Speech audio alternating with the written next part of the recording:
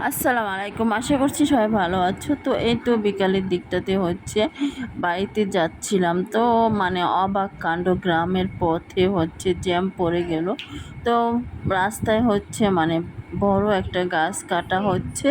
তো গাছের জন্য সবগুলো গাড়ি আটকা পড়ে গেল। আর এদিকে তো মাহা খুব খুশি, ও মাছ দেখছে বন্যার পানিতে। তারপরে এই তো বাসায় এসে ওদের জন্য ওরা বলল যে ফুচকা খাবে, তো ওদেরকে ফুচকা বাইরে থেকে আসার সময় ফুচকা নিয়ে আসা হলো।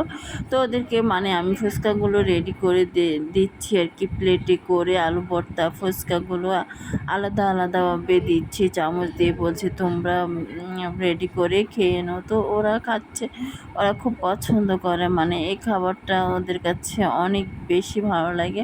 তো ওদেরকে দিলাম, ওরা খাচ্ছে, আর আমরা চা খেয়েছি শুধু।